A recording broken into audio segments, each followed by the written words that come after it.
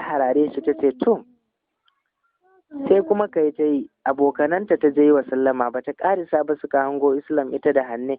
Aslam ya ja dogon tsake ce saboda yarinya an bata ta wai har da abokanai ne da ita maza da mata. Kaka ta hayayyako masa ta ce to sai me, sai ka faɗa wa ya bata ta. Kai wallahi ba dan Islam tana son komawa birni ba ka ganni nan babu yadda za a yi mu tafi, kuma ba dan ita da ta ce mu tafi ba ko ina mai tabbatar muku da cewa ba zan bar ta tafi ba ita kadai. Wallahi inda kuka ganni nan to ba inda za ni ana.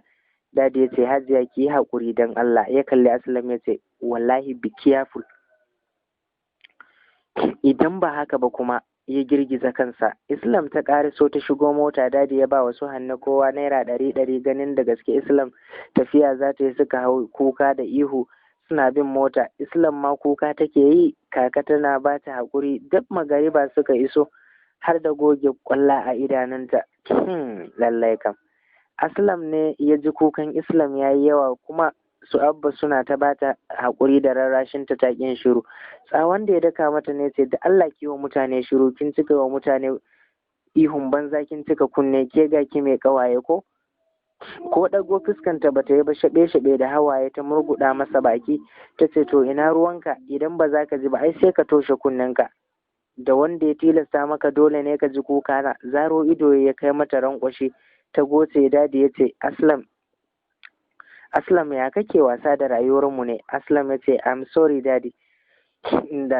Sannan ya ce mama na ki rabu da shi kin ji. Ta washe baki kamar ba ita take kuka ɗazu ba. Ta ce to tunda suka tafi take ta surutu, komai in ta gani sai ta yi magana, na tambaya sai ta tambaya,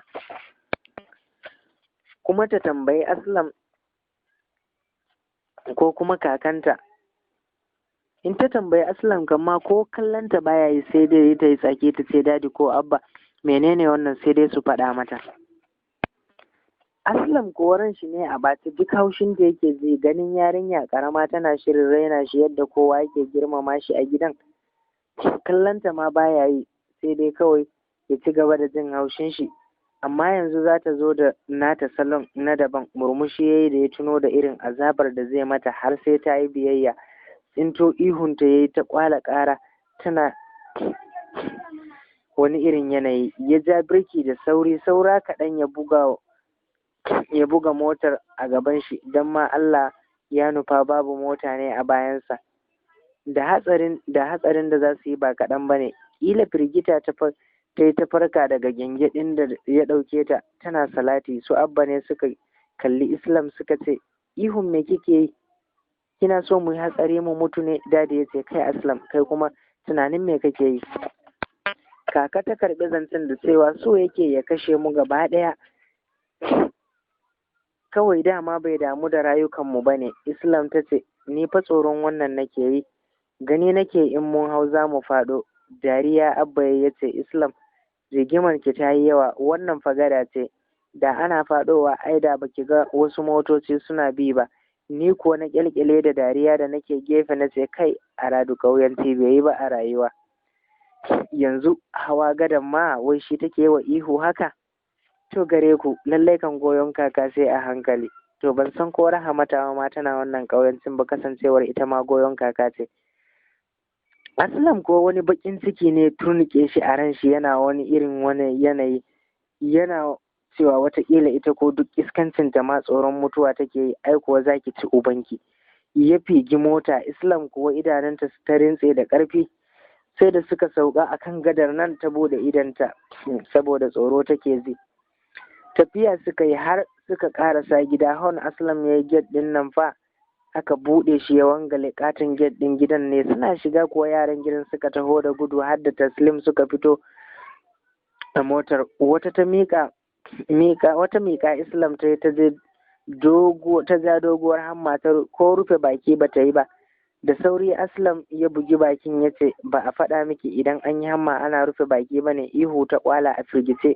Ya juyo ya ce da Allah ki yi haƙuri. Ya kai hannu ya rufe mata baki. Da yake ba wanda ya ga time ɗin da ya buge bakin nata, shiru ta ja tsaki ta murguɗa masa baki.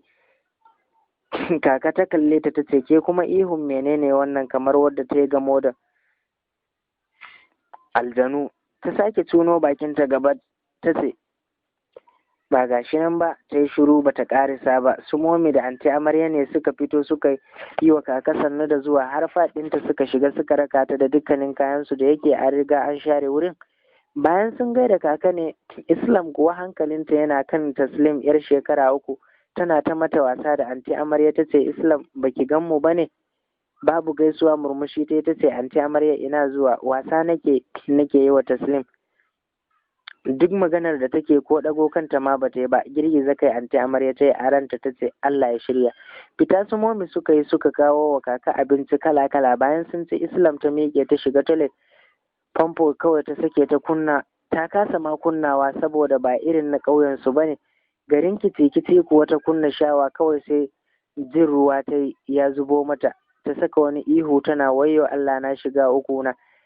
Da gudu suka tashi suka yi bedroom din, ganinta suka yi a tsaye jikinta sai rawa yake yi, ta rufe idonta sai ihu take, ruwa duk ya jika ta. Aslam da Amir dariya suka fara mata ganin dalilin kukan nata. Sauran yaran ma duk suka ɗau ihu suna blaze girl. Sai anti amarya kuwa tsaki ta koma momi ta ce momi ne ta shigo bedroom din ta kashe shawan da kayanta ta taimaka mata ta cire sannan ta yi mata wanka ta fito da ita da tawul suka fito tana shafa mata mai da fauda sai kwalliya kawai. Islam ta ce momi baki mini dige ba. Momi ta yi murmushi ta ce nan birni ne ba a irin wannan, in kuwa kina so a diga miki sai a diga miki, wannan na 'yan ƙauye ne. Ta zumbura baki ta yi ta ce ni fa ba 'yar ƙauye ba ce. Momi ta ce ai dama ban ce miki 'yar ƙauye ba. Islam ta ce to ɗazu daga ina ruwa ya zubo? Na ga ba a buɗe yake ba, sannan ban ɗakin ba a buɗe yake ba, balle kuma na yi zaton ruwan sama ake yi. Jan hannun momi sai suka koma wurin ban ɗakin. Ta ce wannan shine shawa sunanta, wanka ake yi da ita. Dariya ta yi ta kyalkyale ta ce taɗi yasin birni ya yi. Ta tada kai ta kyalkyale da dariya. A haka suka fito, yaran suna ganin ta suka fara bilezagel. Ƙugu ta kama ta goge kafa tana girgizawa ta ce wace ce bulezagel din? kai wallahi ni fa ba sa'ar ku bace, sai na yi muku tsinannen dukan tsiya. Ni kuwa na ce tashin hankali, ka ji turancin manya, bulezagel. Dariya suka daɗa tuntsirewa da ita. Faɗuwa ta yi ta hau birgima. Momi ce ta kore su sannan ta koma lallaɓar Islam.